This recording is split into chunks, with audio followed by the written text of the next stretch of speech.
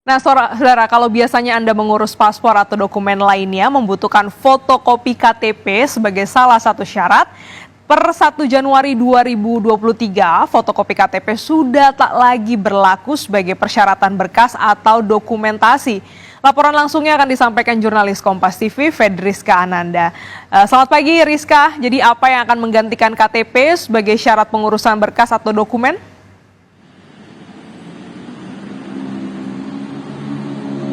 Nah, inilah yang saat ini masih di tengah dimatangkan ataupun dirampungkan oleh pemerintah, Glenis, di mana ini akan nanti ada kartu identitas digital.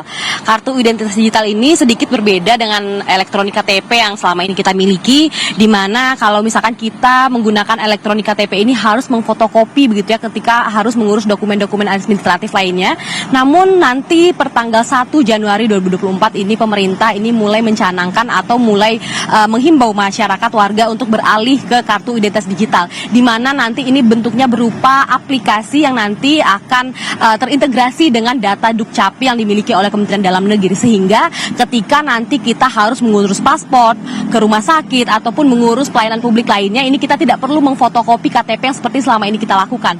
Nanti kita akan terintegrasi dengan sebuah aplikasi yang bernama kartu identitas digital ini, yang saat ini masih dikembangkan, masih dimatangkan sebelum nanti akan di-launching ataupun akan resmi digunakan pada tanggal 1 Januari ini. Nah, bagaimana nanti bentuk dari kartu identitas digital ini? Apakah nanti akan menggantikan sepenuhnya eKTP? Ini tentu tidak, karena memang sifatnya hanya melengkapi dari kartu KTP elektronik yang kita miliki saat ini, di mana nanti aplikasi ini akan berupa barcode begitu ya.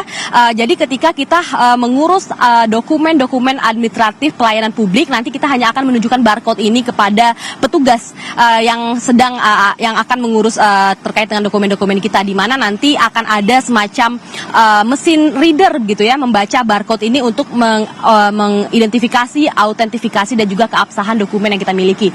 Nah, bagaimana cara untuk kemudian meregistrasi dan juga menggunakan aplikasi ini nanti? Nah, kita semua nanti bisa menggunakan ataupun mengunduh di platform ataupun App Store dari masing-masing smartphone kita, dan kemudian nanti tinggal meregistrasi dengan cara kemudian memasukkan nomor NIK kita, dan kemudian nanti kemudian membuat akun, dan nanti akan diberikan semacam password begitu ya.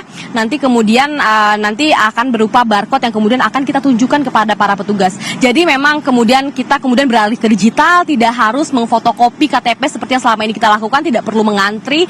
Jadi dengan menggunakan kartu identitas digital ini, semua data dokumen kita ini akan terintegrasi dalam satu aplikasi ini, dan kemudian tentu ketika memasuki masa-masa ataupun transformasi digital ini, kita juga tentu harus berhati-hati, tidak memberikan password sembarangan, dan juga terkait dengan keamanan cyber yang juga harus dijamin oleh pemerintah.